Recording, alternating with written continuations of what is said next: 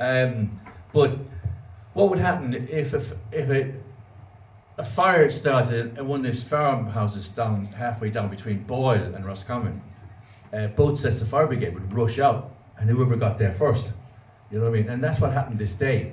They raced out, and they were about to turn up to this fire, where the fire was, and there was an American guy coming along on a push bike. And genuinely, it's a true story, and he shouts over to Toss in the engine.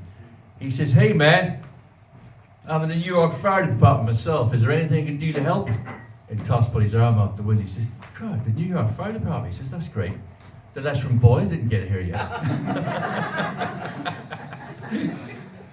But he was known for like tapping people up, as they used to say, you know. And he was down in one of the pubs here, and the audience gripped, you know. And he talked like that, like he was talking about when the pub came down, you know, and the helicopter landed down and came down into white robes, you know, and he came that far away from me.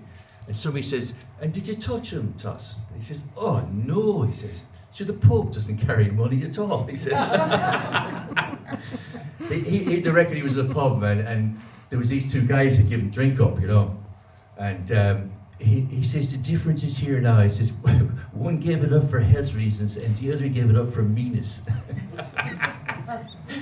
But there is another character in town, it will remain nameless. He's not too far away, but he was gone over pension age, and he thought, "Hang on a second here, I should be getting the pension here." So he used to have to go up to the courthouse that time. There's a guy from Kerry up there, and he says, "I should be getting the pension." He says, "Well, have you any paperwork?" He said, "Bring it in to me." He says, "Leave it with me for a couple of weeks and see what we can do, you know." So that's what he did. He went back a couple of weeks, and the guy says, "We don't know you at all. Have you paid any tax since you've been working?" He says, "Well, it crossed my mind a few times." But something always came up.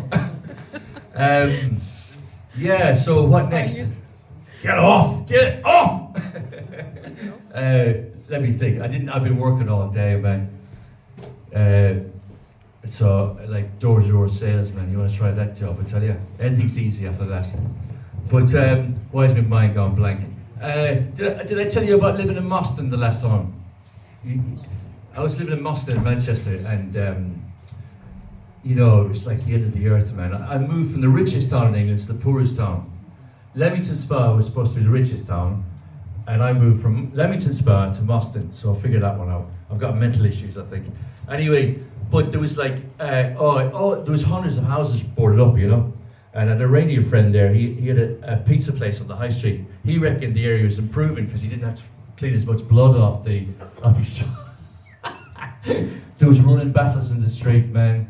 They're setting the skip a light outside, you know, you name it. But I was in this bar, and I was thinking, man, my heart was sinking, man. Literally off to one side was this guy with no teeth, talking into a pint glass, talking to himself. There's another guy literally over here staring at the ceiling. It was ornamental ceiling, right, but he's just looking up at the ceiling, talking to it. Pit bull terriers, slurping up lager out of pint glasses, you know. I'm thinking, what am I doing with my life, you know? I felt like trapped, you know. And there was a lad sitting next to me. Oh, a one-man band started playing.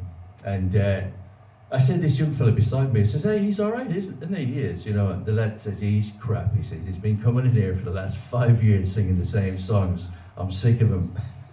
So the guy was got up for taking a break. And I says, "Hey mate, is that right? You've been coming in here for the last 5 years singing the same songs?" He says, No. He says, "More than that. It's about 7 years." Thanks.